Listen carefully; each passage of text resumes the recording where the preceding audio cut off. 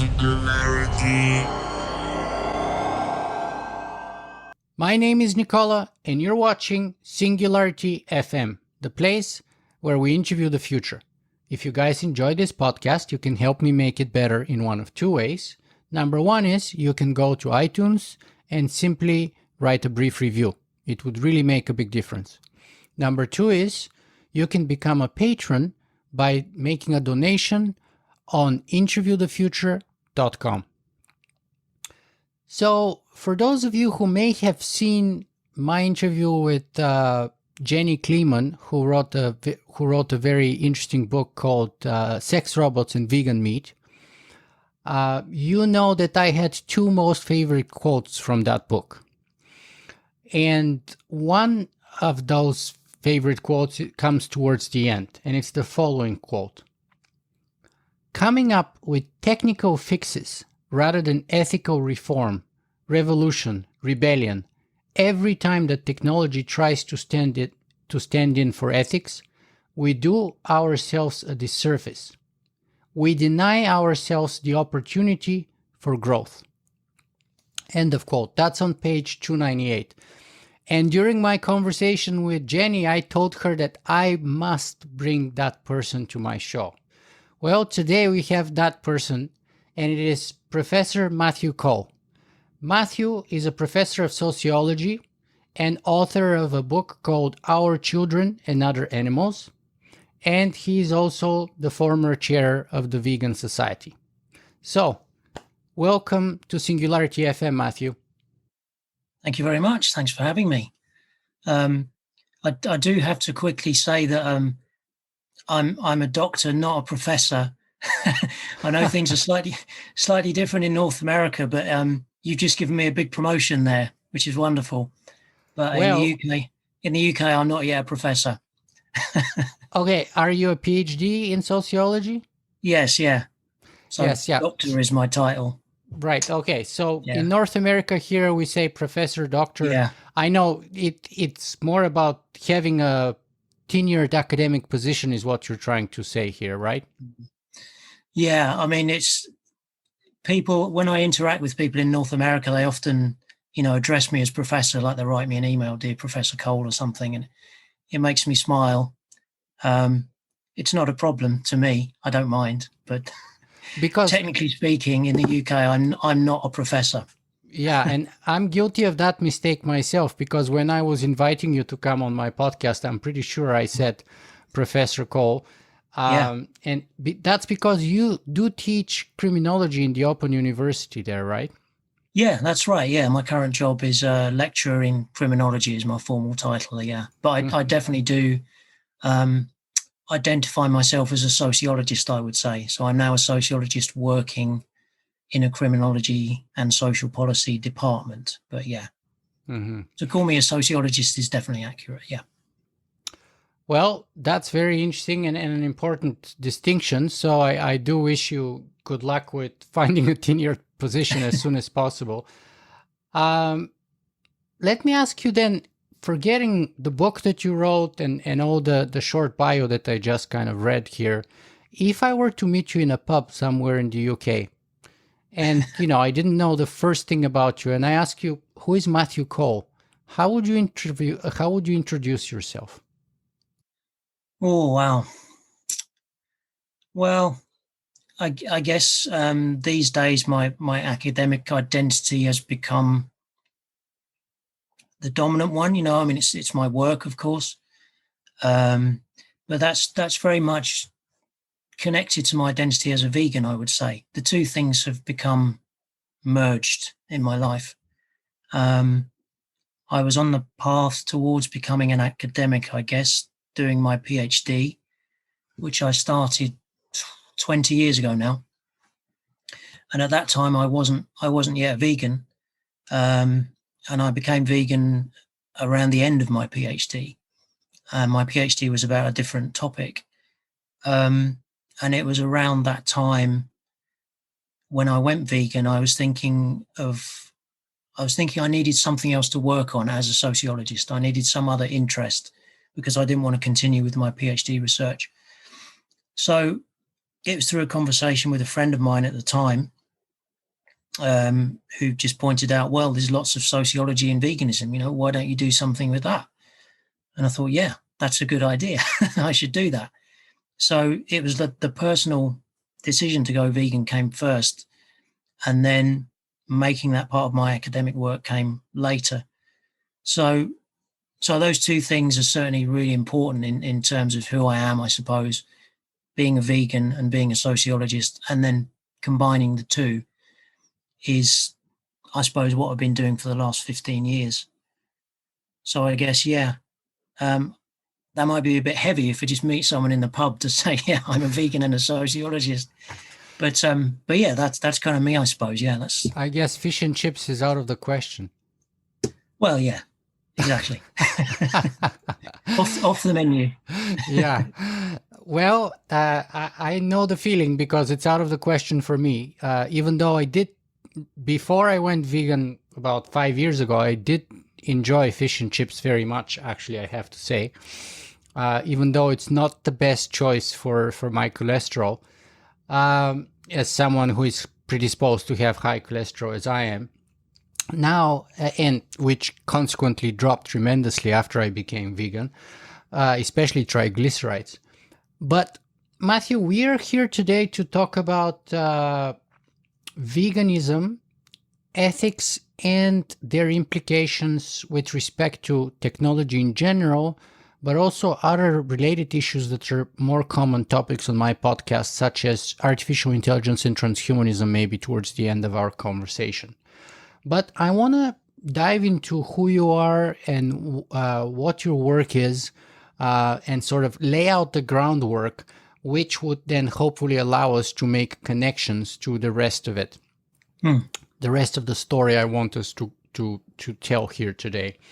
And so let me just begin with this side kind of interesting, perhaps, or at least to me, interesting topic. What was your original PhD dissertation on?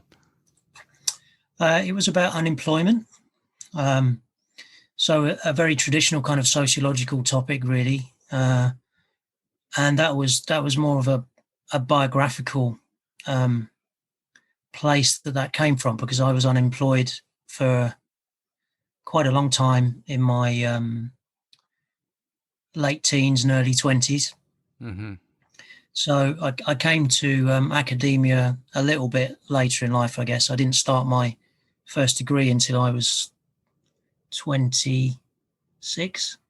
Yeah, mm-hmm. 26 when I started. So I had a bit of another life before then, I suppose, before I discovered sociology and everything changed. So the PhD was a lot of that was to do with reflecting back on those experiences and trying to make sense of them, and coming across previous research in sociology, which I didn't feel captured the experience of being unemployed for me. It didn't resonate with my own experience. So as part of my PhD, of course, I would read the previous literature, previous research, a lot of it based on interviews with unemployed people. And the interpretations that were made of that experience just didn't chime with me. So my PhD kind of mutated as it went along. I thought I was going to do something fairly traditional, do my own interviews and, contribute to this well-established body of knowledge, but it ended up being something more critical of previous sociology, I guess, and in some way saying I think there's been a misunderstanding or a misrepresentation maybe of what unemployment means. And I suppose the key to my concern was that unemployment itself was kind of socially constructed by sociology itself, reified, you might say, as this kind of state of being that has some kind of autonomous existence to it, some kind of reality to it. Whereas my perspective was it has no reality. It's a fiction. It's a form of relation to a capitalist labor market that has no necessity to exist. So just for example, an alternative to the existence of unemployment could be a universal income. There could be a universal income policy. And by doing that, you could abolish unemployment as a category, as a social welfare category. So that's at least thinkable. So I thought that sociology had kind of forgotten that, really.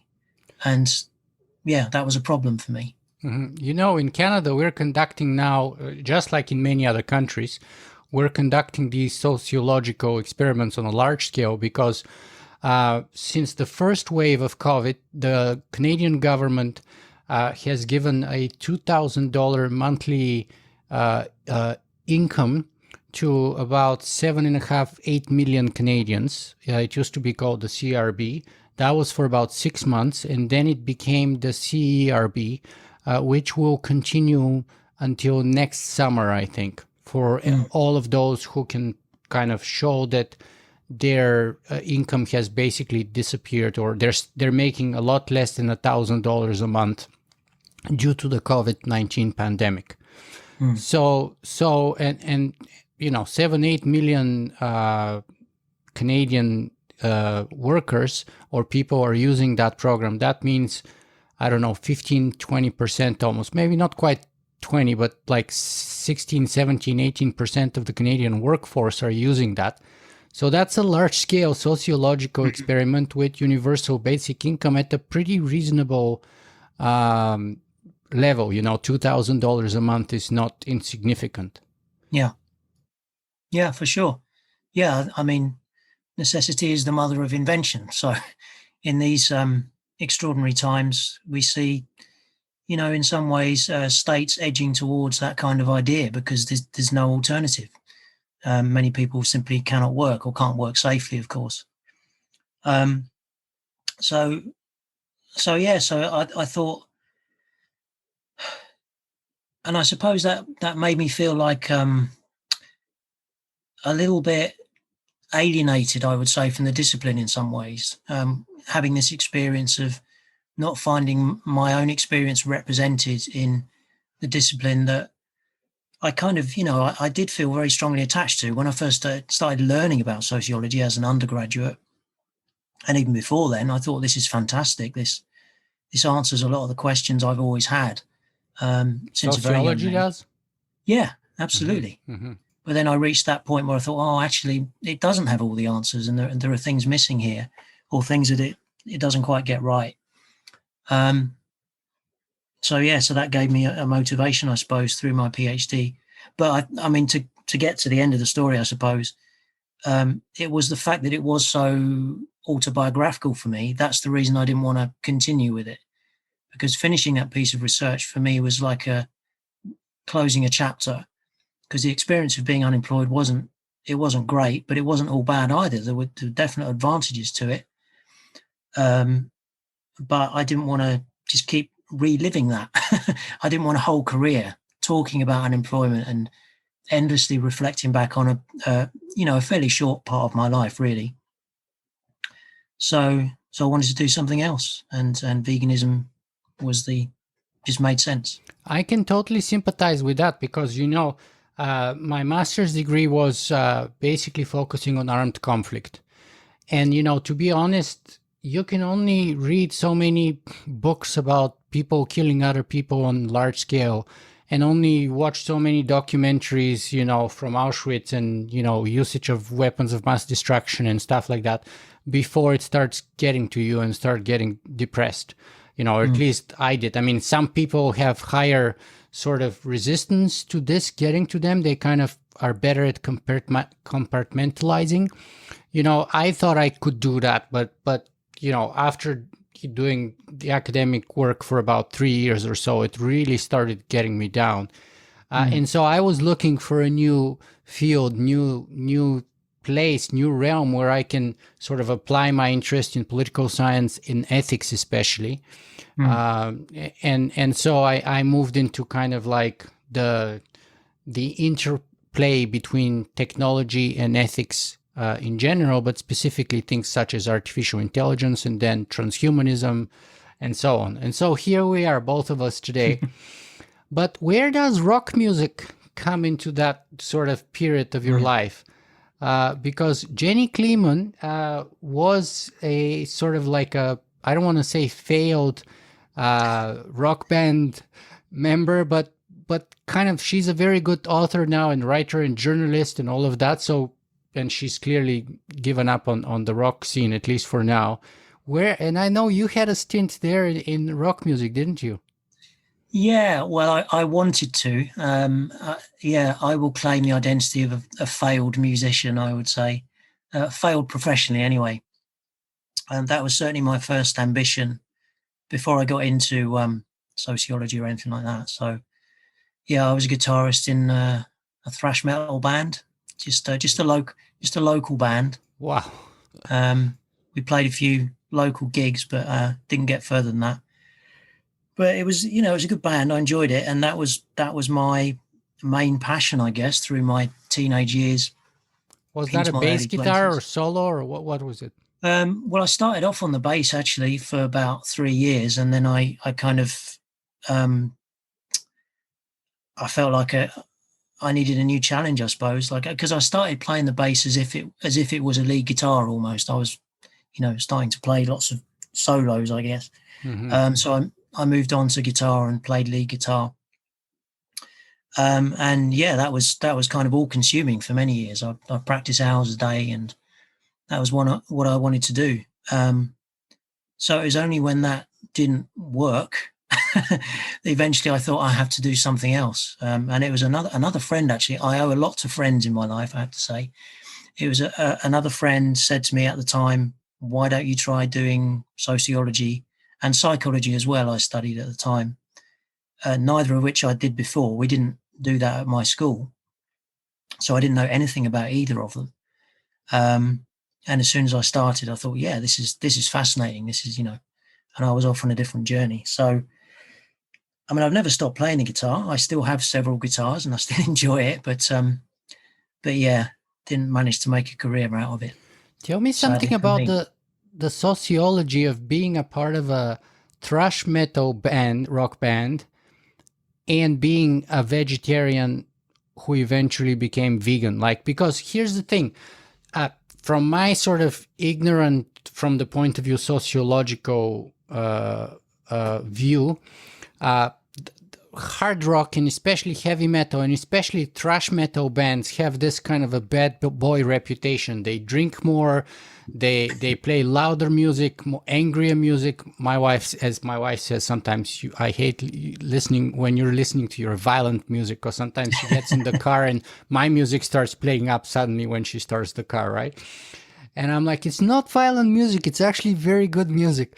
But anyway, and so you have that reputation of them being hard partying people, drugs even, of course, loud music, macho guys, supposedly. And then how do you fit as I think, were you vegetarian at that time already, or that came later? Not quite. I went vegetarian when I was 23, I think. So that was when I was coming to the end of that period of my life. I was still playing I was playing in a different band by then, but by then it had already become more of a hobby than a serious. I'd already started to think, well, I don't think this is going to work by then.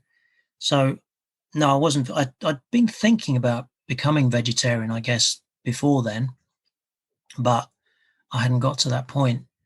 But I was definitely not a hard partying kind of a guy. I was teetotal until I was 19 or 20 or something. I didn't drink alcohol at all when I was in the main band that I was in. I think the other guys found that a bit frustrating. They could certainly drink quite effectively. I caught up later. But yeah. But like you were saying, I mean, for me, yeah, I totally get why people hear that kind of music and perceive it as violent. But I think most people who are into it will say it's not like that. It's more like it's cathartic. It gets kind of feelings of aggression out of your system. You sort of burn off that energy through playing that music or listening to it. So yeah, we were all quite peaceful, polite young men, really, in the band. Yeah. That's very different from the image of a thrash metal band. And I presume me and you are roughly the same age. So I presume that was somewhere around the 80s, maybe? Yeah, late 80s, early 90s. Yeah. Yeah. Oh, so, okay. Because because basically that's the time in the 80s in Bulgaria. I was growing up in Bulgaria. So I started first with Metallica, then went harder than that, you know, Megadeth, Anthrax, Sodom, Venom, like you name it, all those heavy metal groups there. Yeah. So AC/DC was like the easy stuff compared to the Yeah. other guys, right? The Yeah. light stuff. Very Okay. similar for me. Yeah. Sorry? Very similar for me. Yeah. I started with Motorhead and then Right, Metallica Motorhead. and then, then Metallica, then Slayer and Megadeth and Anthrax, etc. Yeah. That's right. Slayer was big in the 80s, yeah. Yeah. So okay, so then you became vegetarian and eventually vegan. So walk us through that story, because I want to hear your personal story first and then see if and how it may be connecting to your academic research about the sociology of veganism. Sure. So why you decide to become vegetarian when you did, and why did you then decide to become vegan when you did? Yeah, sure. Well, I think there were a lot of reasons why I went vegetarian originally. Like I said, I had been thinking about it, but not seriously. It had been sort of at the back of my mind for a few years, maybe since I was about, 16 or 17, something like that. But at that time, I didn't know any vegetarians or vegans personally. I I must have met some, but I hadn't knowingly met anyone who was vegetarian or vegan. So it was like another world to me at the time. So it was more of an abstract idea that seemed like the right thing to do, but I didn't sort of know how to do it, how I would go about it. Are we talking here late 90s, early 2000s, or what? Well, this is late 80s when I first started having these ideas, I suppose. Wow. Um, but yeah, it was almost. This sounds really strange now. I mean, the world has changed so much, but thinking back then, it was almost unthinkable, like to be vegetarian. I didn't know how to do it. What would that mean for my life? I mean, at the time, I was living with my dad, just the two of us, and he had me when he was quite old, older than I am now when he had me, which still blows my mind to think that. And he came from quite a rural background, and when he was growing up, hunting was a normal part of his life, fishing was a normal part of his life. So the idea of being vegetarian for him would be just completely alien. Well, it was completely alien. It just made no sense to him. So I remember now and again I would mention it, and he was just, he couldn't comprehend it. It didn't make any sense. So I suppose that made it easy for me to push it to the back of my own mind, just for the sake of a normal life continuing, such as it was at the time. But he died when I was 22. Yeah, 22. And obviously at that point, a lot of things changed for me. That threw a lot of things up in the air. And that sort of coincided with me starting to realize that, okay, the musical career is not going to work out, or it's not likely. So lots of things changed at the same time. And I think people who go through those kind of stages in life, often there's a process of redefinition of yourself. And that's certainly something I went through at that time. And I think becoming vegetarian was part of that. It was a way of marking a break from this previous stage of my life, being independent from my father, I suppose, for the first time. Suddenly I was living on my own for the first time. And also it coincided with me meeting my girlfriend of the time, who was a vegetarian. So she was actually, if I'm remembering this correctly, she was the first vegetarian I ever knew in my life, which again sounds so strange now in 2020 to think that. But, before the internet and so on, it was a different world. So that made it very simple all of a sudden. So here was I'd had these vague kind of thoughts, and suddenly I'm with someone who has been vegetarian for quite a long time. To her, it's normal, it's easy, there's no reason not to do it for myself. So I think within a short time of meeting her, I became vegetarian myself. went through that normal kind of process of learning how to cook, how to look after myself as a vegetarian and so forth. And I don't know if veganism came up at the time or not. I think it probably did. And I managed to rationalize not becoming vegan at the time, which obviously now I regret. I wish I'd gone vegan then. But at the time, as is a very common experience, I was able to persuade myself that, okay, free range eggs, that's not so bad, surely. And, organic milk, that's okay, isn't it? So I turned a blind eye. I didn't investigate what happens in the dairy industry. And it was easy to do that. It's still easy to do that. That's still the norm, is to ignore what happens in animal agriculture. I have to say I use the same justification for being a meat eater for a number of years. And my claim was like, so you're a vegetarian, but I was a meat eater, and my claim was like, well, you see, I'm trying to buy free-range, organic, grass-fed beef, free-range chicken, eggs, all of that, like milk, organic milk. But so it's okay to have not only eggs, but also, I tried to eat wild fish instead of farmed fish. So I went with that for maybe 2 or 3 years. Yeah, absolutely. Very, very similar process, really. So, so I guess I had a kind of a line that I drew in my own mind anyway, being naive as I was about the dairy and egg industries, which was about killing. So I thought, okay, I don't want to be responsible for animals being killed. So I stopped wearing leather, for example, as part of so my own vegetarianism meant getting rid of my leather jacket, which is, part of my uniform as a member of a thrash metal band. And fake leather jackets were not so easy to come by then, certainly too expensive for me. And I got rid of any clothes I had made of wool, that kind of thing. So I was so on the edge of being a vegan. I should have been vegan. The logic of my own position meant I should have been vegan, but I was able to deny certain inconvenient aspects that enable me to be a vegetarian rather than a vegan. So that carried on for, I don't know, I guess about 7 years, like that, more or less. I mean, it's a long time ago now, so I can't reconstruct my thinking entirely from that period. So you've been vegan and vegetarian, or at least vegetarian, for 20 years, it seems, because you've been vegan for 12, 13. Yeah, well, I've been vegan now for nearly 16 years. Oh, 16, okay. So and that interview I watched was older. Okay. Yeah, and I was vegetarian for about, I think, let me do the maths, about 12 years before that. So I've been vegetarian or vegan for 27 years. That's it. Wow. Yeah, 27 years, yeah. Wow. So over half my life now. Wow.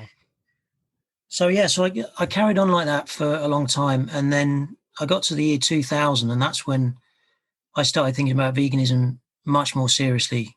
And from sociological and scientific point of view, not only from the personal point. No, this was still purely personal at this stage. So this was during my master's degree in the year 2000. I was still studying sociology. So I finished my first degree.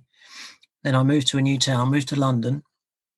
My relationship ended with that partner. And I guess it was another period of reinvention for me, I suppose, in some ways. Mm-hmm. So at that point, I did become vegan. And I didn't stick with it. I went back to being vegetarian after about a year. And I mean, I felt really bad about that decision. That was like a shameful thing for me. And it didn't last that long.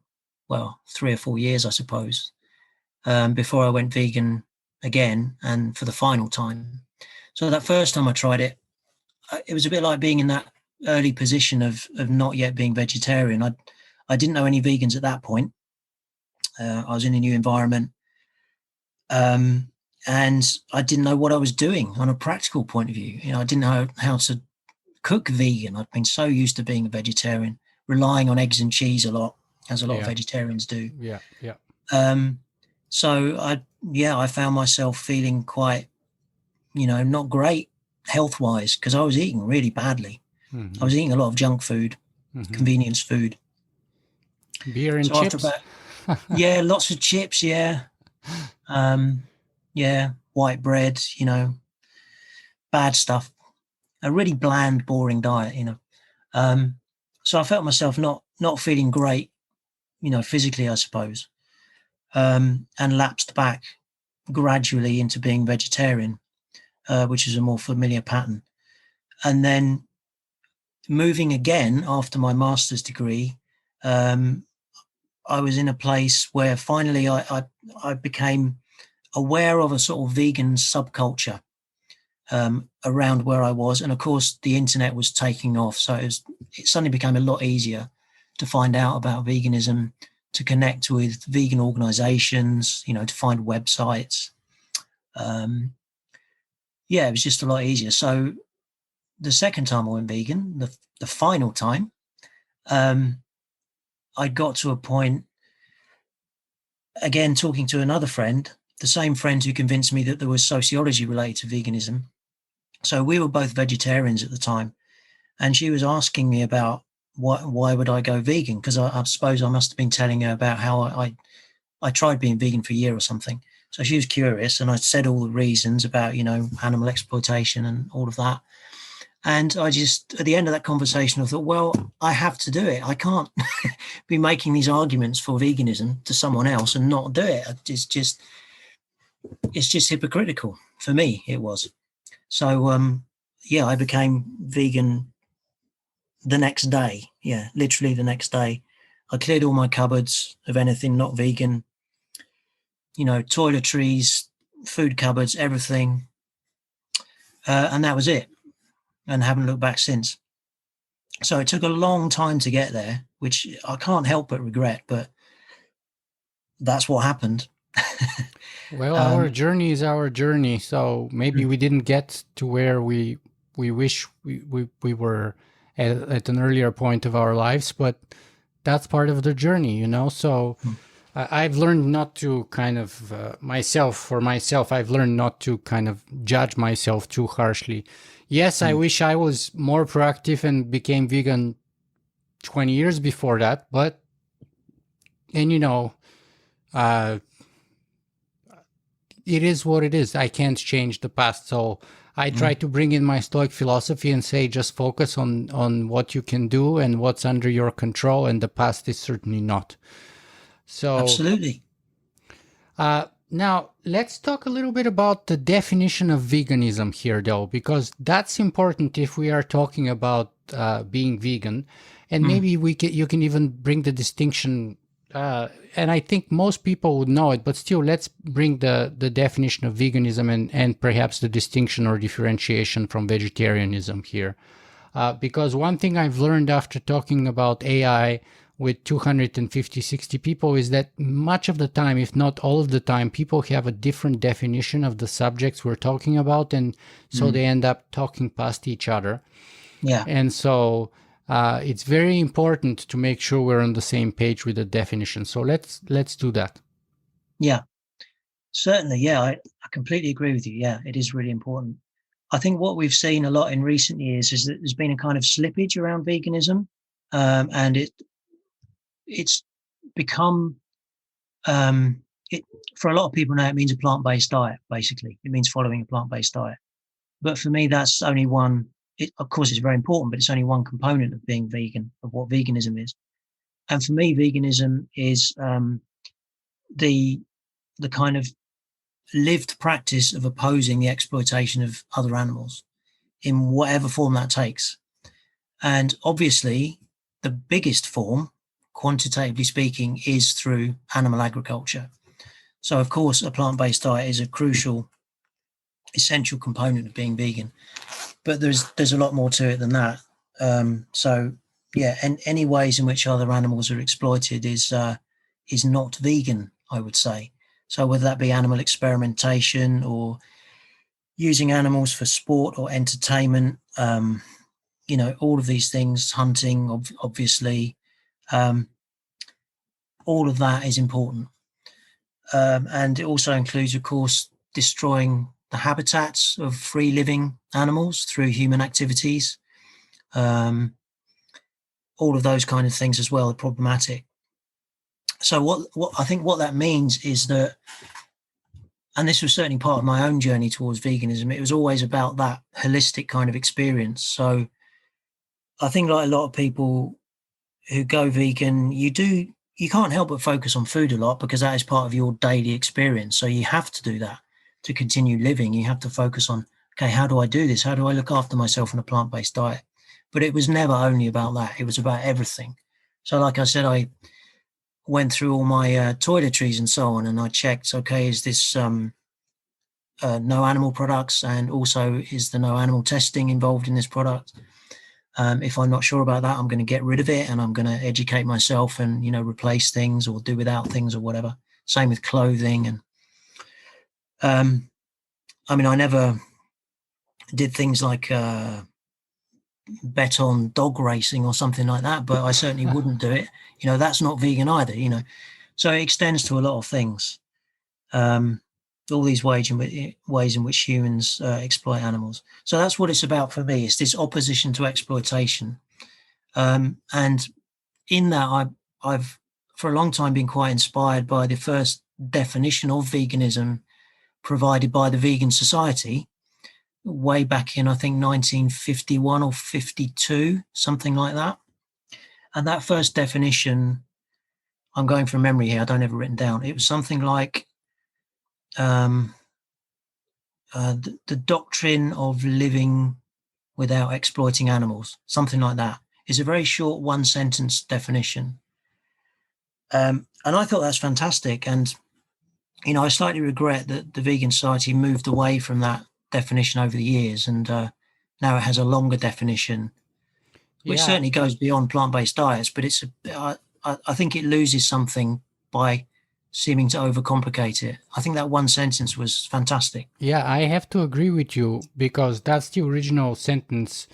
But I'm looking at the Vegan Society definition right now as we speak, and it's probably a whole paragraph, like 6 lines on my computer, and I have a pretty big screen. And it goes like this: veganism is a philosophy and a way of living which seeks to exclude, as far as is possible and practicable, all forms of exploitation of and cruelty to animals for food, clothing, or any other purpose, and by extension promotes the development and use of animal-free alternatives for the benefit of animals, humans, and the environment. In dietary terms, it denotes the practice of dispensing with all products derived wholly or partially from animals. So it's a good definition, but I agree with you. I tend to like much more succinct definitions because I think that the longer we go, there is loss. The more vague it becomes. Instead of people try to go longer because it thinks it would be clearer, but I think sometimes it often works the other way around. So perhaps now is the time, since you used to be the former chair of the Vegan Society, maybe now is the time to give us a brief history lesson about the origins of the Vegan Society and Donald Watson's role and other people that you want to bring in, perhaps, just so that we get the benefit of that story in our conversation. Sure, yeah. Gosh, where can I begin? Well, the Vegan Society has an interesting backstory, I would say, within the UK vegetarian movement. So within that vegetarian movement, there were vegans before the word vegan existed. So there were people practicing a vegan lifestyle for sure. And there was some debate amongst vegetarians in the UK. I'm sure elsewhere as well, but this is how veganism came to be invented, was in this UK context as a term. There were these debates about things like the dairy industry in particular. Should that be acceptable? And obviously for a lot of people, no was the answer. So how should the vegetarian movement respond to that? And in those early days, between World War I and II, I guess, this debate was going on, and before, but this is when it became really intense. The vegetarian society wasn't hospitable to the idea of creating a separate section within itself for these non-dairy vegetarians, if you like. And that became the sort of push for some of these early vegans to set up their own society and come up with a new name to describe the practice. So that was the impetus for it, I guess. And there were, several really important figures in the early time. Donald Watson is the name that kind of is the most well known for a number of reasons.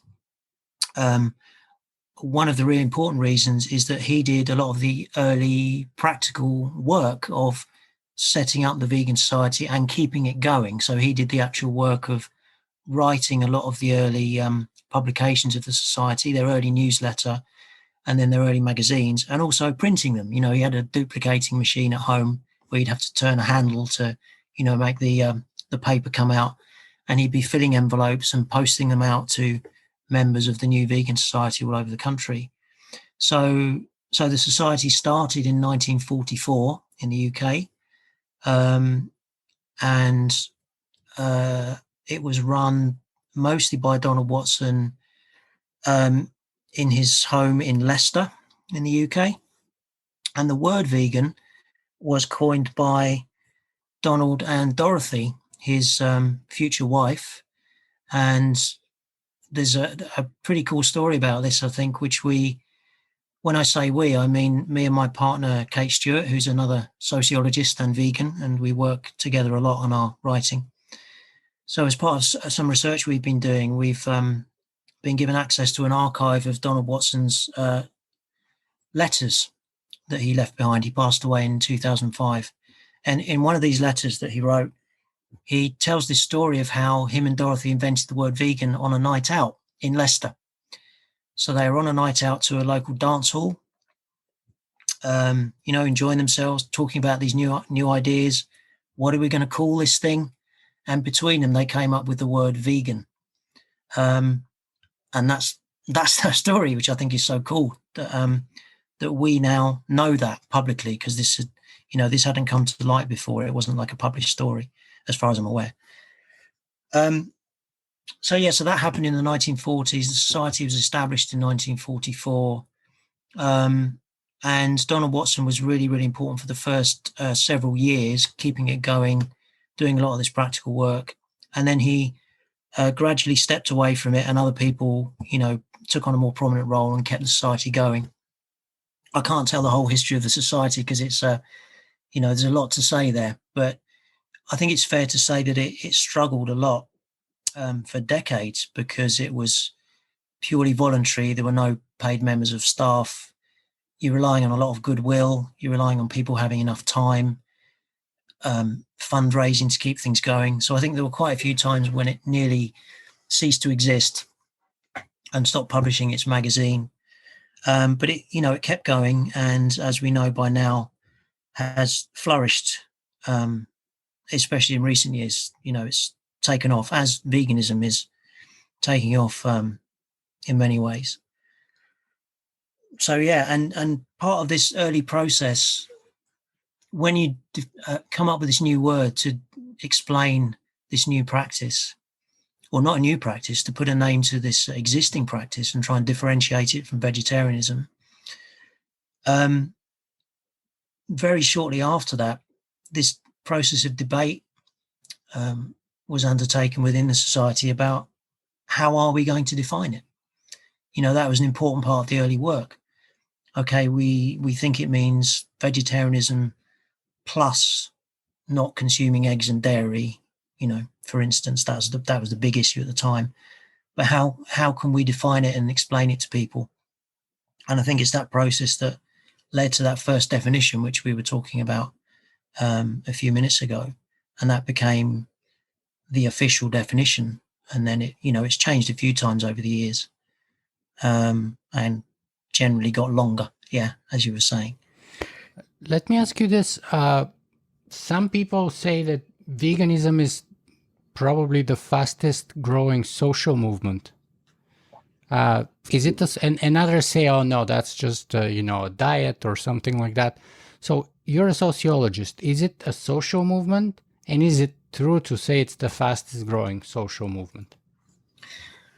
Well, I can't answer the second question because I don't know, because I'm not a sociologist of social movements as such. So that there are other sociologists who are more expert in that. So that's kind of outside my expertise, really. I think it certainly is fair to call it a social movement, and I think, as with probably every social movement, you have fractures, fragmentation. You have external forces appropriating veganism, co-opting veganism, undermining veganism, lots of complex stuff going on. So it's very difficult to speak of one unified vegan movement, I think. I think you could have said that in the early years because it was a relatively small number of people and they did share, a lot of common goals and a shared vision. But over time, of course, people have different ideas about what the focus should be. And that's certainly the case now. But I do think there is still a very clear focus among a significant proportion of people who identify as vegans on not that early definition as such, but the spirit of that definition. I think that still motivates a great number of vegans. This general mission to oppose and ultimately overthrow, replace exploitation with a more peaceful way, a more compassionate way of living with other animals. But then around that, you do have this increasing focus on plant-based diets, which is not necessarily a bad thing, of course, as such. But I think the risk is if that comes to be seen as what veganism is all about, then a lot of other important things get lost. And if the reasons for pursuing a plant-based diet are ultimately anthropocentric, then it's entirely possible that we can continue exploiting other animals for all kinds of other reasons that are unrelated to diet, and they don't necessarily get disturbed or critiqued through that process. So it's insufficient. In terms of whether it's the fastest growing, like I was saying, I don't know enough about social movements, but certainly my feeling is that the growth is rapid, quite sudden. I wouldn't say it's unexpected because I've thought ever since I became vegan and started thinking about it sociologically that veganism is such a good idea that it's entirely possible that at any moment in history it could be like that and things could change very fast. I've always felt that. We're getting into other areas of sociology perhaps now, thinking of I'm thinking of some of the barriers that prevent or attempt to prevent veganism taking off, which are certainly very significant. But yeah, it's always been ready to go. It's right back in 1944 it was ready. Isn't that absolutely amazing? You're sharing with us, and I agree with you that like in the 90s, there was hardly any literature. You couldn't meet anyone who is vegetarian, let alone vegan. But imagine the 90s, and then imagine World War II, 1944, and yet there were people who were vegan. And as you said, even before that, the debates within the whole sort of UK vegetarian society between vegetarians and non-dairy vegetarians, as they were referred to as sometimes. So that's even more pioneering than that. It's like crazy. And now it's actually become so easy because there's so many easy vegan replacements, vegan milks, explicitly vegan brands and restaurants, and like McDonald's and Burger King and all those fast food restaurants are going vegan with some of their meals, for God's sake, right? So it's like we're talking at a whole other level of convenience and awareness today. And which brings me to one area where you are actually an expert in, and that's the perception of veganism in the media. Because like part of that, meteoric or explosive growth of veganism is the coverage of veganism in media. So tell us about how's that work? What's the general media image of veganism? Is it positive? Is it negative? Is it masculine? Is it feminine? What can we learn from that whole thing? Sure. Well, here I think we can see some positive changes starting to happen, but it's from a very negative base, I would say.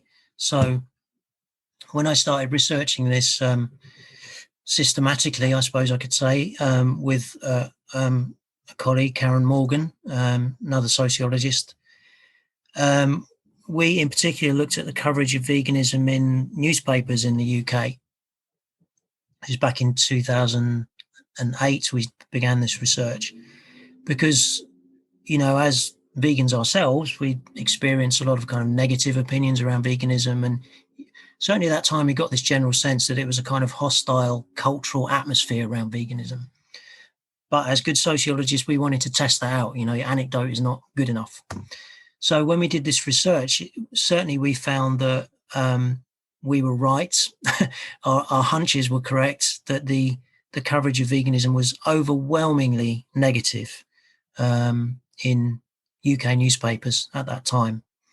So there were a whole bunch of anti-vegan stereotypes that were really, really commonplace, and almost no what we categorized as positive coverage of veganism. And by positive coverage, we meant something quite modest, really, which is just explaining the reasons for veganism, something that's simple. So not even saying veganism's great or a good idea or go vegan, not even that level, but just even this is why you might consider going vegan because of, animal exploitation or, environmental reasons or whatever. Can you give us the negative image compared to that? Because there's a lack of positive image, and your very modest way of measuring that is helpful here. Yeah. But what's kind of the negative representation that you found, the most predominant features of that, perhaps? Yeah, I think, well, we did come up with a bunch of categories, again, as sociologists like to do, and we came up with 6 different stereotypes that were the most common in newspapers. And I'm going off the top of my head now. So the most common one we saw was simply ridiculing veganism and ridiculing vegans. So just saying things like, of course, this is a crazy idea. Why would anyone do this? And what's behind that is this assumption that the newspapers are addressing a non-vegan audience. They are writing for non-vegans. So if you're reading this as a vegan, straight away you're alienated from this discourse. And after that flat out ridiculing of vegans, you have this idea that veganism is impossible, like practically impossible. So you get coverage that gives the impression that you just can't do it. Like on a day-to-day basis, how can one possibly live as a vegan? It's just forget about it. It's too hard. And our interpretation of that is it's partly a way to make people feel more comfortable with not being vegan. It's like, okay, yeah, it's too hard. The newspaper's telling me it's too hard. I thought it's probably too hard. Okay, I'll forget about it. Maybe it's a nice idea, but no, I won't go there.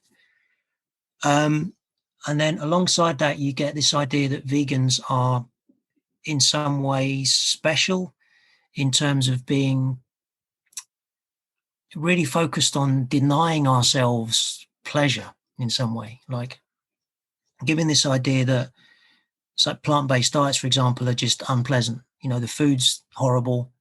There's limited choice or whatever it might be. Boring, yeah, boring, very common one. Bland food. So to be vegan, you've got to have some kind of, incredible, strong will to to eat this terrible food. Of course, my first experience of vegan was terrible. So, but that was my own lack of understanding of all the great things I could do. So there's that one. And I'm probably going to forget one. The idea that veganism is a fad, that it's just something like a phase people go through, like a teenage coming of age. Yeah, like a coming of age thing, and then you grow out of it, sort of thing. Rebellious kind of, anti-establishment period of our lives. Yeah. And that's very much connected with coverage of celebrity vegans, what we might call celebrity vegans, and especially this kind of celebratory coverage of when a famous vegan stops being vegan. So then the newspapers were like, oh, all over that. It's like, see, we told you it was impossible. This famous person says they've stopped being vegan. That proves it. So there's some of that going on. The idea that vegans are sentimental was another one, a fairly common one. So this idea that, there's something to do with eating meat in particular that's somehow connected to understanding the reality of nature as being, fundamentally violent, unequal, the survival of the fittest, and all that kind of idea. And this notion that somehow vegans are disconnected from this fundamental truth and that we're all, completely naive about the way the world works. That's a common one, which is a really strange one, I think. And then the last one, if I've remembered them all, is this idea that vegans are hostile, that in some sense we are extremists and that we're out to cause social disorder through various forms of activism or just through breaking social norms. So it's quite a powerful collection of stuff to contend with. Where does femininity come here? Because there's also femininity, masculinity play here. Yeah. That sure. You're not man enough. You're not a macho guy. You're not like man's man unless you have a steak stuffed in your mouth. Oh, yeah. So, and the vegans are kind of sissies, skinny and kind of feminine weaklings who surely are not good at sports. They're kind of artsy and nerdy with glasses and everything. They can't do sports, let alone martial arts or anything like that. Totally not. Or weightlifting or any other like seriously demanding athletic activity. Yeah, for sure. I mean, that's been there since forever. One of the ways that played out in particular in this piece of research was with this idea of vegans being sentimental. That's very much a feminized stereotype. It's a sexist stereotype at the same time as being an anti-vegan stereotype. So often you would have women vegans being kind of singled out in newspaper coverage and portrayed as if they are naive and overly emotional. And again, they don't understand the reality of nature being red in tooth and claw and that kind of idea. The rational man eats steaks. Yeah, of course. And many other people have researched this. Carol Adams is probably a name you're aware of. If any listeners aren't aware, if you look up Carol J. Adams, you can find out a lot more about her work. The Sexual Politics of Meat is her most famous book, which has been reprinted many times. And she gets right into that whole issue of how a particular form of masculinity is very much associated with red meat eating in particular. So there's that whole aspect of it as well. But one thing I want to add to that is that what we thought was perhaps the most surprising thing of all, we sort of expected these stereotypes would be there, maybe not to this extent. But what did surprise us was that veganism was disconnected from animals.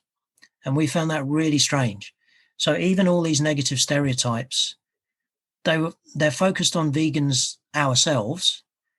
And it's almost as if that's being done in order to not talk about other animals. So there's this disconnection.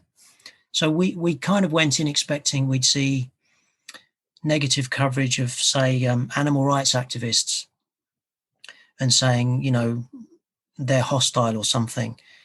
And yes, that coverage is there, but it was disconnected from veganism. So if you have coverage of animal rights activism, well, in the sample we looked at, it wouldn't be discussed that they were vegan, if you see what I mean. They were separated out. Mm-hmm. And we thought that was actually quite significant, because what it meant was that when readers were experiencing this discourse about veganism, they weren't ever really being confronted with the motivation for veganism, the reason for veganism, the reason why it exists. in the first place, which is all about opposing animal exploitation. And we do know from lots of research that although there are a range of motivations for being vegan, animal rights, to use that as a sort of catch-all term, is, if not the most important, one of the most important, and has been since as long as veganism existed. And often when people go vegan for whatever reason, that becomes part of the reason. So even if people start following a plant-based diet for personal health, it's common that people then start to learn more, read more, and they keep adding more reasons for being vegan, and it makes it a more kind of stable identity, I suppose. So that was kind of written out of the picture in this negative coverage, which that did surprise us. And that made it seem far worse, really, because anti-vegan stereotypes are, annoying and unpleasant. Sometimes they might be harmful, perhaps, depending on the extent and the consequences of them, but they're nowhere near as serious as what happens to animals themselves. And that's why we're doing it, Well, speaking for myself, that's why I'm vegan. That's what's important to me. I don't really care if people make fun of me for being a vegan, but I do care if, in the process of making fun of me, other people might be dissuaded from being vegan themselves, and therefore, losing that opportunity to assist this movement to grow more quickly and be of assistance to animals more quickly. So that's where we thought that was a serious problem. So how do we explain, if there was this kind of prevalent negative image in the media, how do we explain then that despite that fact, still veganism is exploding everywhere, not only in the UK, but North America, even in the second and third world? Like it's really everywhere. It's like unbelievable. 6 years ago, my most impressive vegan restaurant I've ever been to, and the most amazing and delicious vegan meal I've ever had, was, for example, in Moscow. And I was shocked and surprised to find that, because me and my wife did about 2-week traveling in Russia, probably 5 or 6 years ago. Well, no, 3 or 4 years ago, I think. And we were a little concerned because, we were going to all kinds of places, and we were a little concerned with like being able to find vegan meals everywhere we went. But we never had a problem once. And as I said, we were amazed, especially in a place like Moscow. We were amazed of the options and how good and easy that is. And it's even like world quality. It's like one of the best I've had, at least. Right? So how do we explain those two things? Like, on the one hand, it's exploding everywhere. On the other hand, it had these negative images and elements associated with it. I think, it's a great question. And I think there's a lot that's gone on there to produce that change. I think one thing about the negative coverage itself is that the effects aren't always negative, or aren't necessarily negative, because I think what you will often find is that the public who are consuming these discourses, they're not always going to be convinced by them, and you can see this in many social movements. If you see an anti-feminist backlash, which keeps recurring, of course, there are many people who read that kind of stuff and they're not going to be convinced. They're not going to say, "Oh yeah, feminism, that's a terrible idea." They're going to read that and say, "This is a reactionary backlash. So I'm going to disidentify from the backlash and identify with feminism."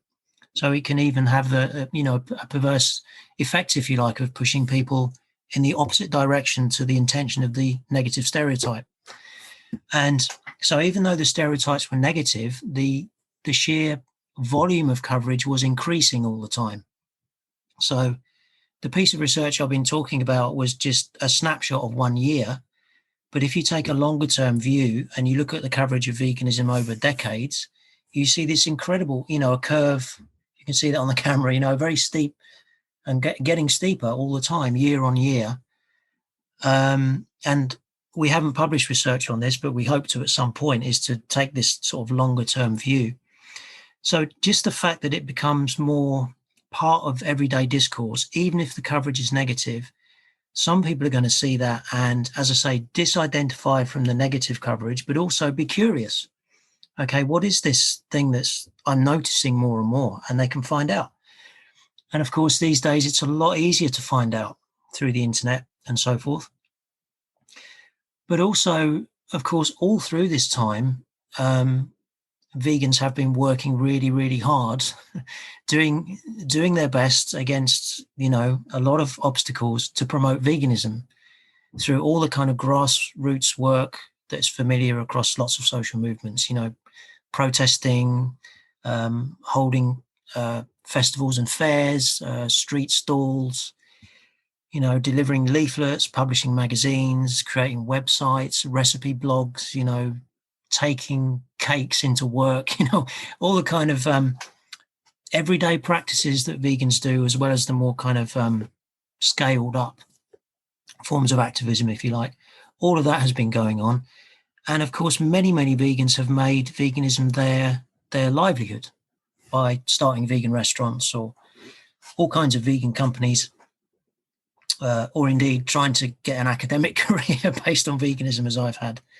And I'm certainly not alone in that. And that's been a really welcome change that I've noticed in the last few years, is lots and lots of vegan academics in sociology and beyond doing work on veganism, which is very exciting. So I think there's a lot of things have gone into that. It's no matter how strong the opposition is, it's impossible to suppress knowledge about veganism these days, or to hide it effectively, or to deny it. Vegans are very vocal, have access to the tools to disseminate information. So yeah, I think the lid is coming off, as it were. Maybe, I don't know if this is the best time to bring this in, but I watched one of your previous presentations, and you were talking about a breaching experiment. Can you perhaps walk us through what is a breaching experiment and give us an example and how it is relevant to our conversation here, perhaps?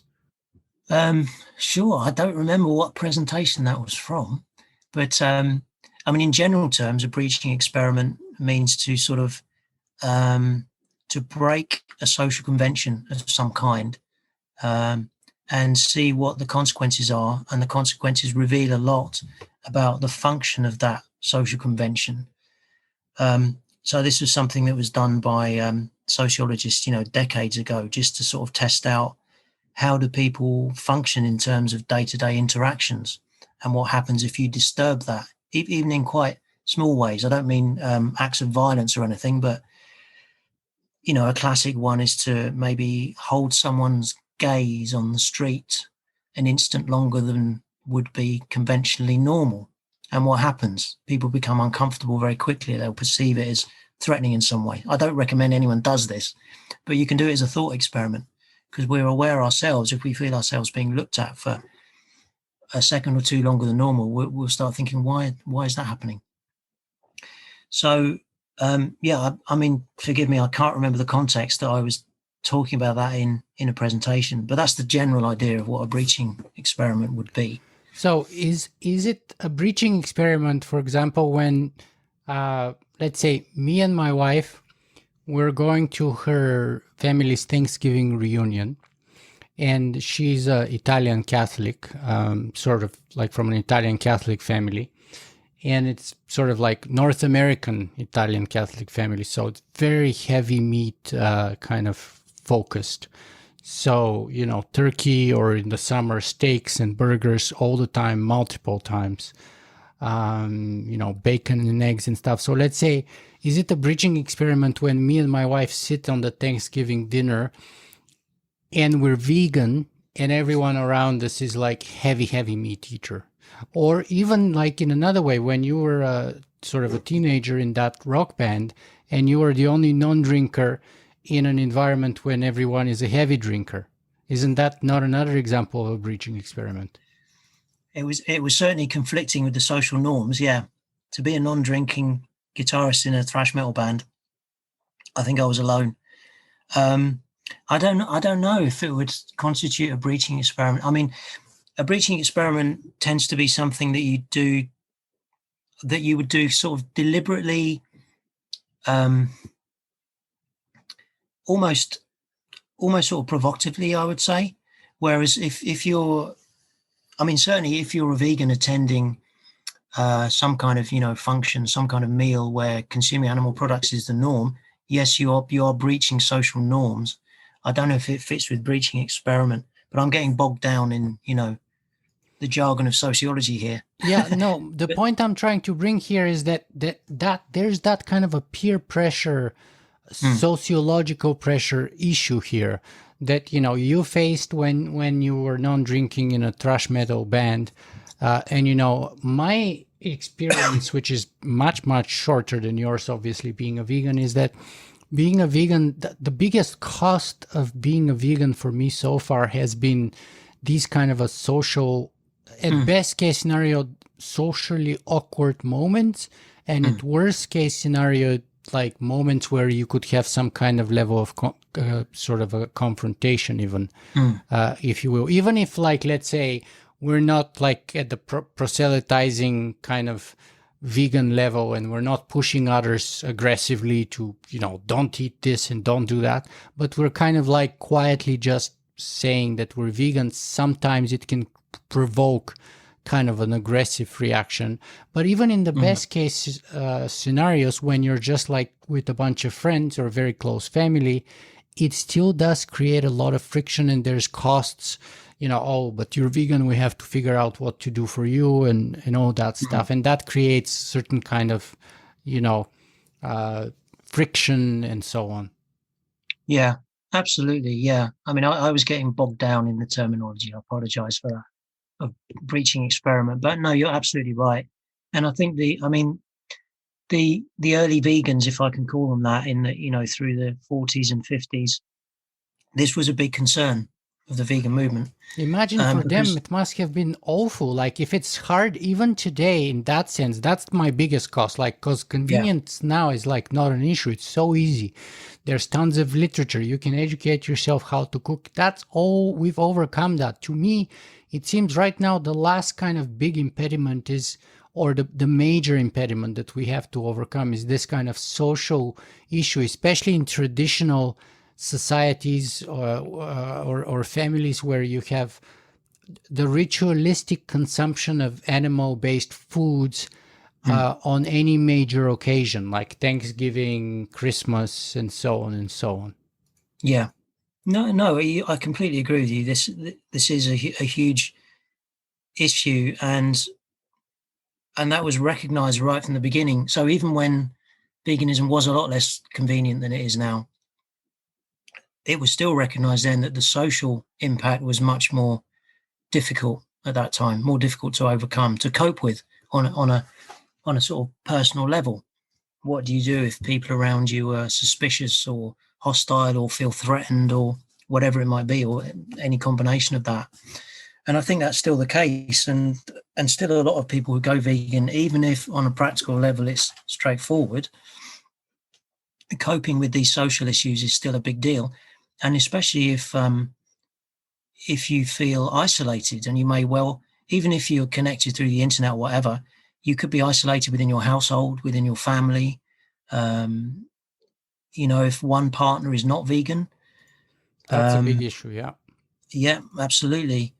And there, all kinds of power dynamics can come into play there that obviously happen in families, within couples, between parents and children, all of that kind of thing.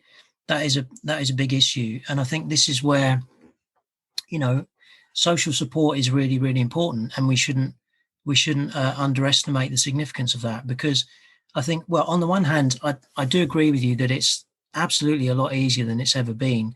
But I think there still are a lot of structural barriers to veganism within the way society is organized. So, of course, not everybody has equal access to a healthy plant-based diet. Probably everybody pretty much can access unhealthy plant-based food, because that's everywhere, like you were saying, chips. But getting, fresh fruit and vegetables and whole grains and all of that is still not straightforward for everybody by any means. So there is still a lot of work to be done there.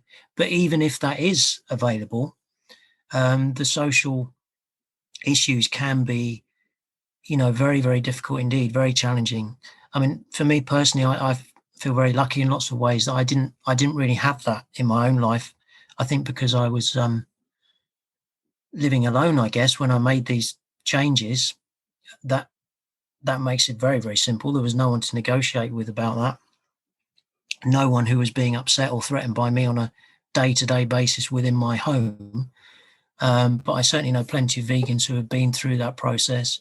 And I mean, there is published research on this as well about the difficulties that vegans encounter socially, and also the awareness that you may well be stigmatized for being vegan.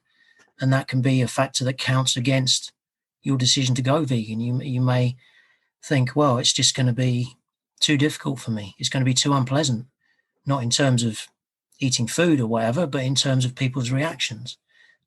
So, and again, I think this is quite a common thing, that people will delay going vegan until, say, they leave the parental home, for example, or until a relationship ends, or whatever it might be. This is, I think, the moment where we kind of slowly, or should kind of go into sort of how all these ideas that we've been laying the groundwork for with respect to veganism actually relate to the usual topics I cover here, which are transhumanism, artificial intelligence, and technology.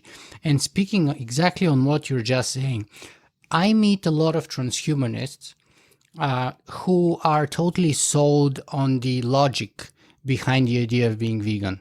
They get it. Here's where they fail to make that step. So you're giving an example of, like, when my partner is ready, or all those other things. But the transhumanist example that I meet the most is like, well, I'll be vegan when we have lab-grown meat, So that's kind of like a classic transhumanist response. How do you feel about that? Well, disappointed is my first response to that. I think, yeah, I don't know where I can begin with that, really. Because if you, as you say, if you're sold on the logic of it, if you're convinced by the reasoning for veganism, and the fact is, it is so much simpler now for a great many people, I can't think why you wouldn't do it unless there is some kind of incredible social barrier in your life, that maybe there is some, people in your family will be outraged and ostracize you or something, which that happens, but I don't imagine that's really the reason behind many of the people saying that kind of thing. I think you get straight to the core behind the reasoning of that behavior with the quote that I started with today, and that Jenny's great book finishes with, which is, so let me give it again: coming up with technical fixes rather than ethical reform, revolution, rebellion. Every time the technology tries to stand in for ethics, we do ourselves a disservice. We deny ourselves the opportunity for growth. I think that's exactly nailing it for us, unfortunately, as transhumanists. People want a technological fix. They want a magic pill that solves the problem. They want a magic fix for climate change. They want a magic fix for the suffering of the animals by having, petri dish meat, so that they can still have their cake and eat it too. They want no sacrifice. They don't want to make any sacrifice. They don't want to make any personal behavioral changes whatsoever. They just want it easy. Yeah. Thanks for reminding me of the quote. Yeah, no, of course, I'm not going to disagree with myself. I think that's very true. And I mean, there's a few things that come to mind thinking of that. On the one hand, veganism is already a low-tech response, I would say, because this sense of dependence on animal products, dependence in terms of familiarity, tradition, social conventions, taste preferences, which are formed in childhood before we can articulate them. We're given things to eat. We are told animal products are delicious before we can even say if we like it or not. Yeah, All of for that me, happens. every time when I used to get sick before I went vegan, or when I feel down and depressed, or for whatever case, even when I had a headache, one of the easy fixes for me was milk and cookies. And that immediately takes me to that childhood moment where I had these biscuits, at home, and a glass of milk, and I have a biscuit with the milk, and it melts in my mouth, and I'm immediately, 5-year-old kid eating milk and cookies, and everything is safe around me, and I'm happy as I can be. Yeah. It like immediately transports me back in that time. Yeah, it's enormously powerful. The symbolism of food, the associations of food, the emotional significance, absolutely. And I think when you, as I say, go for the low tech version of veganism, let's say, and you go through that, fantastic process of learning how to cook new things, experiment with different plant foods, and every vegan I know who's gone through this process just comes out of it saying, I had no idea, there's so many delicious foods out there. It's amazing. I eat more widely now. I'm more creative. I enjoy food more. It doesn't make me feel uncomfortable or unwell any longer, all of this. And so, yes, you're doing yourself an ethical disservice and so forth, but you're also doing yourself a disservice because you're just limiting your creativity and your ability to experience the world as a human being and all that it has to offer. There is such abundance of a cornucopia of experiences from plant-based living that people are largely unaware of because they're socialized into these conventional ways of consuming animal products that are really very limited, I find. So people who are used to consuming animal products, it's often a narrow range of things that people cycle through. And I think you can see that from the ease with which we communicate about them when we talk about burgers, steaks, whatever it might be. There's this quite narrow set of things that people are very familiar with and eat as a matter of routine without Eggs and thinking. bacon. Yeah, exactly. Or in England, bangers and mash. Bangers and mash, fish and chips, as you were saying earlier, all Yeah. of these things. So we have these emotional, they have emotional resonance and they take us back to childhood and all of this. But at the same time, that is limiting us hugely. And that sense of kind of comfort that you can get, I think you can do something much more effective than that as a vegan, I think, through being more aware of the connections that we have with other animals and making those more compassionate and peaceful and so on. So the kind of inward looking sense of comfort that you might associate with animal products, if you can replace that with creating your own plant-based forms of comfort, recreating them as a vegan, and then thinking, okay, this has given me a wonderful feeling of, it's pleasurable and it's all the taste that I like. And no one else is being hurt for me to be able to enjoy this. It just amplifies the pleasure. And to say no one is being hurt is a big claim, of course, because we're aiming to eliminate exploitation, and getting there is very difficult because the whole food system is set up to almost to produce harm, not just for other animals, but for workers in the food system and all these other issues.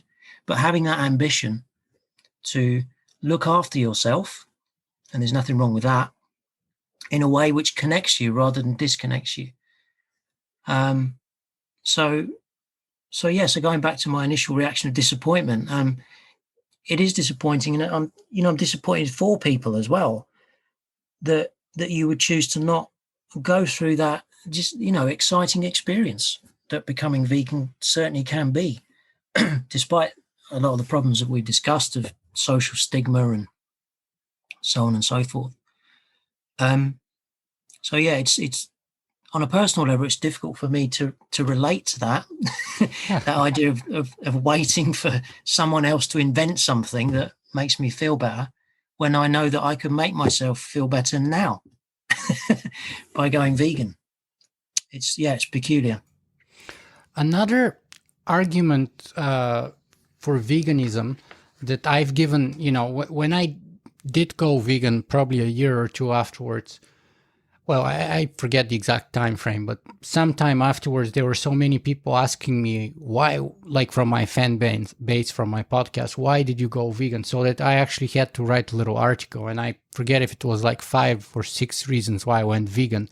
And, I gave the classic ones, animal rights, my health, climate change, all of those things. But one of the sort of like usually kind of, well, very rarely, if ever, mentioned reason to go vegan that I gave there is not a reason that's very popular among vegans themselves. And I've never actually heard it from any non-tech vegans before, but is the following. So I want to sort of get your kind of input on it.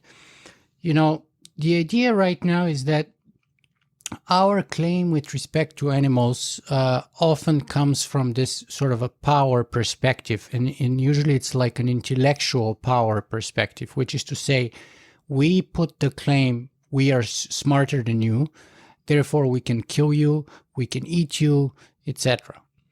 And my argument was like, look, if we were ever in the reverse situation, let's say we have artificial intelligence coming to exist at some point in the 21st century, or let's say we get in touch with an alien civilization of aliens, and, we are then the stupid species. We are then the dum-dums, or supposedly. We are, infinitely stupider than, let's say, artificial general intelligence could be, at least theoretically. And then if they embrace the same logic and reasoning that we have today with respect to our fellows, the animals, then we shouldn't be surprised if they end up treating us exactly the same way.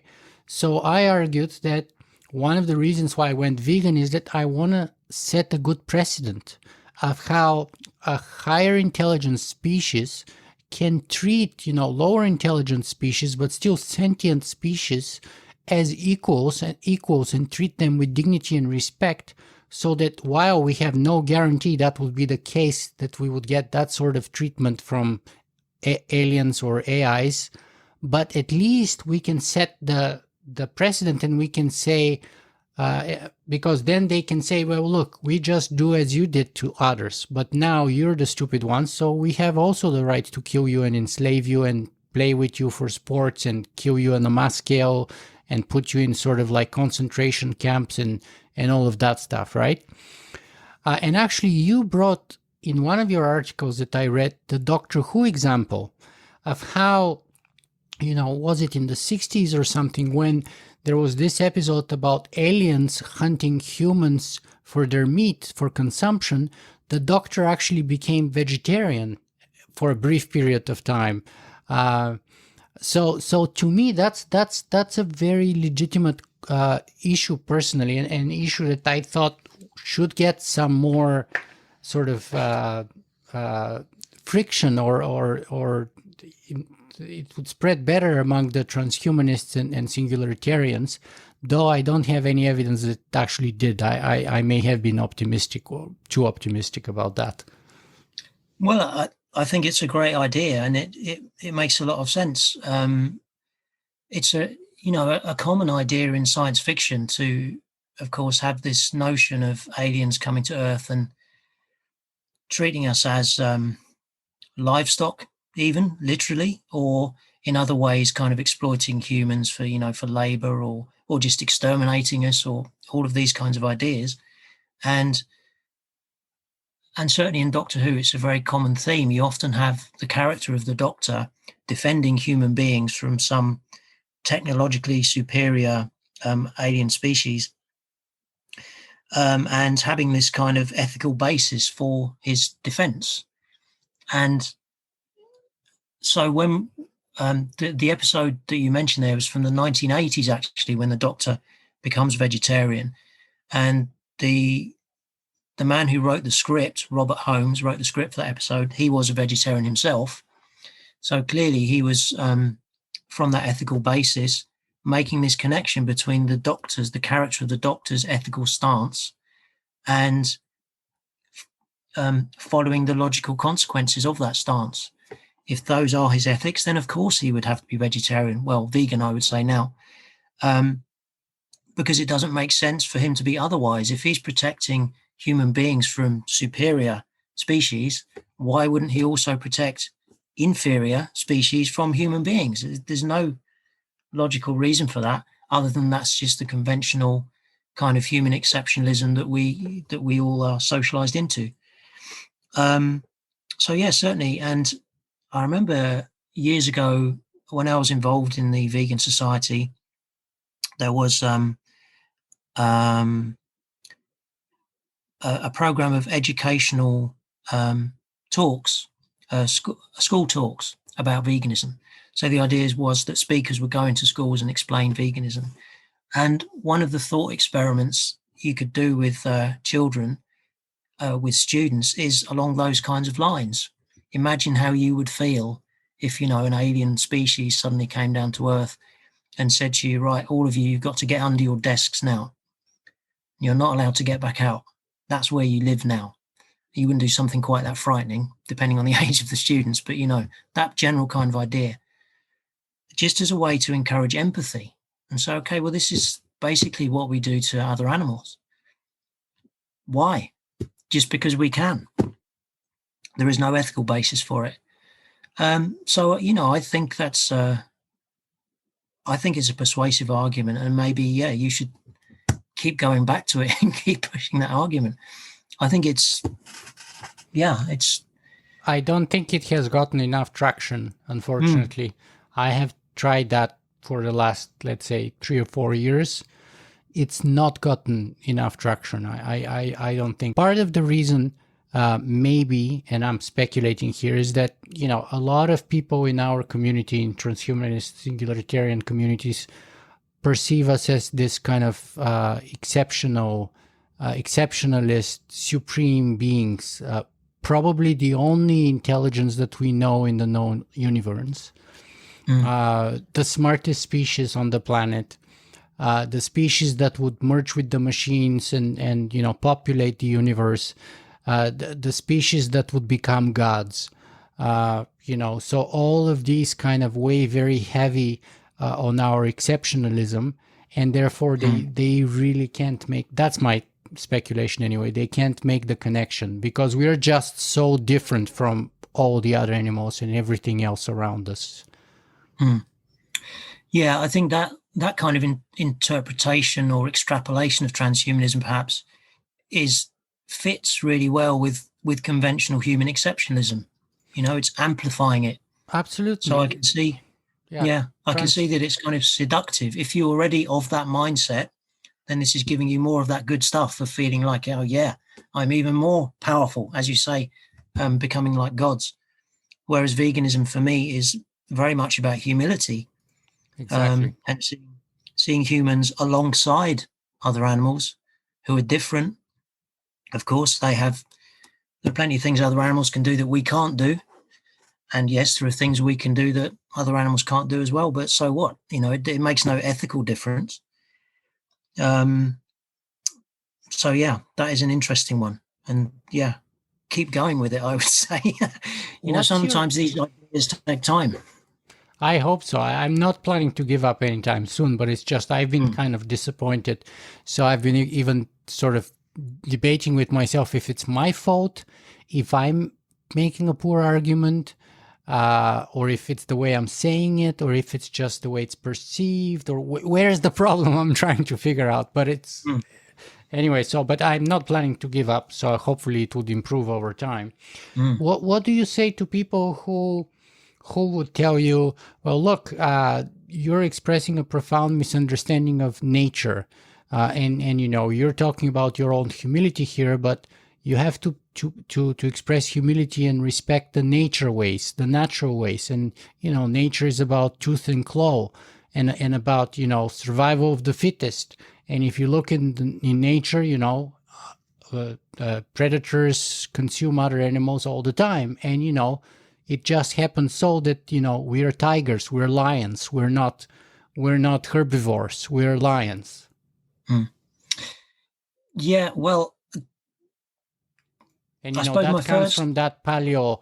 We are Neanderthals, and or maybe not Neanderthals, but part of us, and all of our ancestors were these kind of Cro-Magnons or Stone Age people who had to kill all these big animals, the mastodons and mammoths and whatever, and to survive, to eat them, basically. Yeah. So that's normal to us. That's natural. That's who we are. Yeah, absolutely. I think my first response always to that is like, who cares? If it's natural or not, it doesn't mean we have to do it. We have other ways of living now, so it's irrelevant to me. Even if that were true, right? I wouldn't care. We can change the way we want to live. We don't have to do that. I mean, self-evidently, which is precisely the point about transhumanism that unfortunately, again, most people are missing, because transhumanism is supposedly all about change, all about evolving to the next step, making that progress. But unfortunately, people get stuck, I think, on the technological end of things and forego the personal evolution of their sort of intellectual, spiritual, and especially ethical capacities and capabilities. Yeah.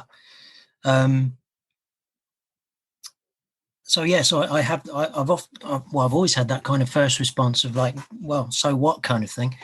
And if there are elements of our nature, even if that were true, that were harmful, then that's something for us to work on. I think it's not like an excuse to do exactly what we want. But also, I think these ideas of who we are, they are social constructs as well. We're cherry picking from the archaeological record to construct a vision of ourselves that legitimates doing exactly what we've been doing and not changing and staying the same. As you were saying, it's denying yourself this opportunity for change, for evolution, for growth, or whatever. Which is, again, just kind of disappointing. Why would you want to do that? But also, and this has been pointed out by other people, that there is no kind of homogeneous human history as regards to any social practice, whether that be hunting or diet or whatever, because human populations have been dispersed and we've lived in different environments and we've had different diets. It's certainly not the case that all humans were hunting mastodons. Depends on a particular climate conditions and et cetera. So if you're living in a place that has more abundant plant foods available, you're going to eat them. It's an easier way to live. And the archaeological record of hunting and so forth has been glamorized, but it also tends to preserve better. Flint arrowheads preserve better than a pile of excreted fruit seeds. We didn't need any tools. We didn't need to invent tools to eat an apple or whatever. So there's this kind of fetishization of nature being violent, or human nature being violent, and stuff that I don't buy anyway. But as I say, even if it was true, it's like, I don't care. It's irrelevant. So yeah, I'm a bit dismissive of that kind of argument, I suppose. Are you familiar? Because transhumanism, just like veganism, is a very wide hat, and there's all kinds of spectrums and corners and parts of that big society, and so you have people very much on the right, Ayn Randian right, and then you have people who are like sort of like socialists, communists, anarchists, all kinds. But one of the sort of the founder of the UK transhumanist movement, also pretty good philosopher, is David Pearce. So I don't know, are you familiar with the hedonistic imperative, sometimes referred to as the abolitionist project? No, I don't believe so. So David Pearce is the guy who in the sort of 90s founded the UK transhumanist movement, which eventually became I think, the Global Transhumanist Association. Eventually it became Humanity Plus. He's been vegetarian, I think, for all his life, and vegan for, I don't know, decades probably. And so he goes in the other end of the spectrum with his the hedonistic imperative. And it's like a very kind of a substantial piece of work that he wrote like a couple of decades ago. But basically, if I were to read a little part from the abstract on his website, he says, the hedonistic imperative abstract, he says, this manifesto outlines a strategy to eradicate suffering in all sentient life. The abolitionist project is ambitious, implausible, but technically feasible. It is defended here on ethical utilitarian grounds. Genetic engineering and nanotechnology allow Homo sapiens to discard the legacy wetware of our evolutionary past. Our post-human successors will rewrite the vertebrate genome, redesign the global ecosystem, and abolish suffering throughout the living world. So, so if I were to say it briefly, I would say he wants to make the whole ecosystem vegan in some sense, and he wants to remove all suffering. So the lions would lie with the lambs, and we can do all of that through genetic manipulation and genetic engineering, so that there's no suffering, and of course the lions don't remain hungry, and the lambs don't get eaten and all that stuff. What is your take? And of course, I'm kind of grossly oversimplifying his work, so I suggest you go and check it out, because it's been written probably early 2000s, if not in the 90s.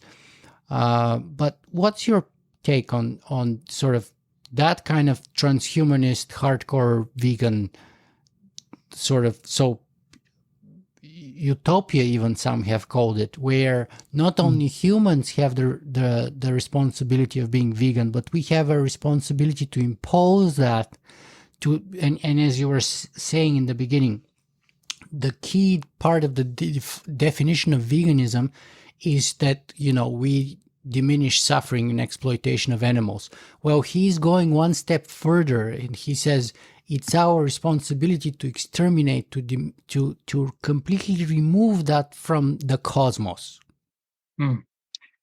Well, I mean, for me, suffering isn't part of the definition of veganism. It's a consequence of removing exploitation. Is that a consequence of that is that suffering will be hugely diminished, but not eliminated. I suppose pointless suffering at human hands will be eliminated, but that's a different thing. I think some people apparently do approach veganism from a suffering point of view rather than an exploitation point of view, but I approach it from an exploitation point of view. So that's not my imperative. And I mean, my inclination is to think it's going to be a bad idea to interfere. What's got us in this terrible situation now, where we have a world with more suffering than ever before. We talk about the volume of creatures who are being exploited and having pain inflicted on them and being killed very young and so forth. That is a result of genetic manipulation, selective breeding to serve our own purposes. And this kind of ambition, again, sounds like serving our own purposes. It sounds self-aggrandizing, becoming gods, giving ourselves the power to change all other life, not only ourselves. And of course, a lot of people, I'm not a philosopher, but I think a lot of philosophers will argue that suffering is of value. It's suffering is the context against which you value not suffering, okay, of reaching a state of peace or safety or survival, and more than that, empathy. Being able to empathize with the sufferings of others is crucially important to making us compassionate. And this is just, I'm just thinking off the top of my head because it's the first time I've encountered this idea. So I've not had time to think this through very well, but these are the first kind of thoughts that come to my mind about it. So it's not something that sounds especially attractive to me. Well, I sympathize with you, even though I'm vegan like you are, and like David Pierce is. I have more concerns about his idea than I mean, I'm more like where you are, to be honest with you. However, I just would recommend you go check it out, because it's still a very impressive, and as he says Sure. in the beginning, in the abstract, implausible, but technically possible possibility on mere utilitarian philosophical grounds. So, and he lays down a whole philosophical framework for it, where he addresses that issue of suffering, by the way, if I remember, even though it's been now probably 10 years since I last read it. So maybe I should reread it too. But Matthew, it's been now almost 2 hours since we started our conversation. So I want to ask you, is there maybe the last 2 or 3 questions here before we have to let you go, but is there any other issue that I didn't ask you about pertaining to veganism, and perhaps any issue that you can see how veganism can illuminate our understanding perhaps of technology or artificial intelligence or transhumanism, or any other important thing that you want to bring to our attention that I didn't ask you about? I'm not sure really. I suppose one thing that maybe I'd like to emphasize is how important it is that we pay attention to social structures in all of these kinds of debates, and the context within which we're living and thinking and having these ideas, and the constraints which many humans are under, as well as many other animals, of course, and how democratic these ideas are, and where they're coming from demographically, geographically, and so forth. I think that's always important to bear in mind. So one of the things that sociology brings, not me personally, but as a discipline, to the study of veganism is this attention to social structure, and trying to get us away from the idea that these are purely personal individual decisions. So we have our own biographical stories of becoming vegan or not, and so forth, but they all happen within a social context, within a historical context, and we're always connected to those contexts through our decisions, and our decisions are shaped by those contexts. So that's something I really want to emphasize, because I think sometimes, I'm not talking about you or our conversation even, but just generally within discussions around veganism in particular, there tends to be a focus on it being an individual decision. Do you go vegan or not? And judgment can come into that. And that's something that I think is almost a dead end, really, or a poor strategic choice, let's say, to make it all about individual conversion. I think our vegan stories depend so much on context. And maybe that's something that I should reflect back on in terms of my own story, because I did very much narrate it as a personal story, but I was in different contexts. And that had a huge impact on my sense of my ability to be vegan, my knowledge about it. All of those things were very heavily contextual. And I certainly never want to present vegans as in any way kind of heroic or superior or some kind of more enlightened subspecies or something. That's not what it's about. What I'm interested in as a sociologist in particular is how do we create the social conditions within which veganism becomes normal, default, the way we raise our children, the way we organize society, so that it's just what people do. So in terms of, the issues of artificial intelligence and so forth, I was really pleased when he brought up the Doctor Who chapter that I worked on with Kate, my partner, because a lot of what I suppose puts me off ideas such as transhumanism is from an uneducated perspective. I have to say I'm in no way an expert in these things. I've only just kind of skirted around the edges of them. But what dissuades me from getting more involved and reading more is this sense that it sounds like more of the same kind of stuff that's got us into the problems we're in now in terms of human exceptionalism. And that's what really worries me. So the very word transhumanism even, I find it a bit unsettling, So I'm not. I From the perspective I'm coming from, I don't feel invited into that world, and I don't feel curious to find out more. I feel more kind of alienated, if you follow me. Well, parts of the reasoning why in the early 2000s transhumanism was kind of a little bit abandoned as a word, and the movement got renamed Humanity Plus. Right. Yeah. So that's part you're touching on some of those issues, but there are many Right. issues behind that. But that's part of why like rebranding happened, and from transhumanism it became more of a Humanity Plus. And now in the last few years, there's been kind of the backwards kind of movement. I think more people are kind of going back to that original word, transhumanism, and trying to. So the older strategy was change the word, to change the brand, to change what people kind of sort of how people emotionally react to it.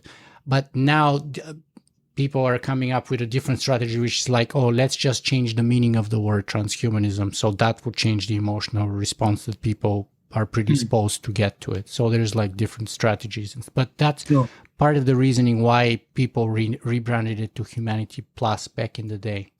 I mean, that sounds even worse to me. Humanity Plus sounds even worse, because it's humanity that's the problem. You know, the way humanity has constructed ourselves as superior is the problem. Which I'm keen that to originates in the Enlightenment and humanism as a movement, even, right? Of course, yeah. So and you come up against this very much in sociology as a discipline, as a discipline that's all about human beings. This is the way it constructed itself. So as sociologists working on, you know, critical animal studies, or working on veganism, or having any kind of concern for other animals, is you're working uphill straight away. And I think that's why it's taken quite a long time for us to make progress, where now, thankfully, some of us are able to work on these ideas professionally. I mean, for many years, for me, this was just something I did in my spare time. It wasn't part of my paid job.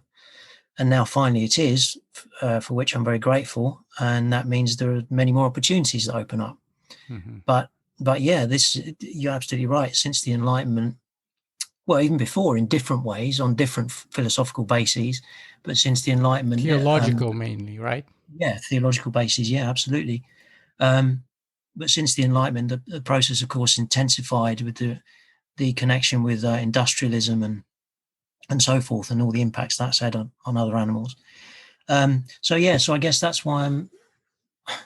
distrustful is not quite the word, but suspicious. Anything that seems to be centering the human, even if it's a different kind of human, I'm straight away thinking, oh, hang on, let's just step back a bit and think about others rather than ourselves. How can we, settle back down into patterns of relations with other creatures, with our planet, with our environment in the broadest possible sense, that are less toxic. You know, and in defense of transhumanism, there have been a lot of vegetarians at the sort of top level of transhumanism, or the founding sort of circles. And there's the idea of also of speciesism, which is a different form of racism, which vegans can very easily associate with. And so in transhumanism also, the idea is that, you know, we shouldn't judge species based on their stratum, or whether they're biological or mechanical or silicon based, and we shouldn't judge them, you know, because that's a form of racism. So there's this also these emancipatory kind of movement, or parts of the movement, you know, features that are also happening in defense of transhumanism. I should not. Yeah, I don't want to upset or offend your listeners with my ignorance about transhumanism. So, you know. No. As I said, it's a very complicated movement. It's a very big movement in the sense that not big in terms of size, but in terms of ideological kind of lineage. As I said, we have very strong Ayn Randian kind of wing, and there's a very strong sort of a socialist anarchist wing. So, and that tension has been there since the beginning. And that's kind of more also a divide between continental or European transhumanists and also North American transhumanists, if you will, in some way. But anyway, Matthew, we've been talking for over 2 hours now. So where can people find more about you and your work if they're interested to do so? Sure. Well, you can find my profile on the Open University website. If you just type in Matthew Cole, Open University on a search engine, you'll find a list of my publications there. One thing I'd like to mention, if you'll let me, is the a free course that's available on Open Learn, which is the Open University's free learning platform. And that's a course based on my work, like an introductory course to social scientific approaches to harms against non-human animals. I'm trying to remember the title of it. I really should have written this down in preparation. Well, if you send me the link after the interview, I would link to it straight from our conversation. Wonderful. Thank you very much. I really appreciate that. Yeah. So as I say, that's a free learning resource that anyone can access, and you'll learn more about my work through that as well. Yeah. Fantastic. So, okay, so we come here to perhaps the most important part, the one single most valuable or most important takeaway that you want our listeners and viewers to take away from this conversation with you today. What would you like that to be? What do you want to send us with? I think it would be something that I've come back to many times, which is how important humility is to veganism, and how important it is to think about veganism in terms of letting go of our presumed right to dominate others, our presumed right to exploit others. And I think that is really, really crucial as the counterweight to the anti-vegan discourse that surrounds us, especially when veganism is portrayed as elitism. You know, veganism in terms of its founding ideas is the opposite of elitism, the very opposite of it. And yes, there are problems in the vegan movement of, it being dominated by elites, perhaps professional elites, but that's not what the ideals of veganism are about. So that's really important, I think. And for me, being vegan is a process of letting go of that sense of my own importance as a human being over and above other species, and just kind of feeling more relaxed about my place as, a fellow earthling, if you like, a fellow life form amongst this huge diversity. Yeah. Wow. I would say, that's also true, or it could be said, and it should be true also about transhumanism, by the way, because I think humility is crucial for transhumanism too, even though, there's also a lot of elitism associated with transhumanism, just as much as it's with veganism. And it's mostly, upper middle class white guys who are transhumanists, with some notable exceptions, of course. And also we have this kind of idea that I should have mentioned earlier about animal uplift, and whether we have, obligations or responsibility to provide more intellectual capacity to other species other than human species, right? So there's that very strong movement, part of the transhumanist movement, which is the animal uplift movement, or idea anyway. So I totally agree with you that humility is something that can serve us in veganism and in transhumanism and in philosophy and in everything else we do every day of our life. So I think that's a very useful advice. It's an advice that the Stoics have given us and could have given us, but they did give us, 2,500 years ago almost. So I know that you try to live by that advice every day. I try to do so myself. And I hope our conversation makes other people consider bringing that into their own life a lot more predominantly. So Matthew Cole, thank you very much for being with us today. Thank you. Thank you so much. It's been a pleasure.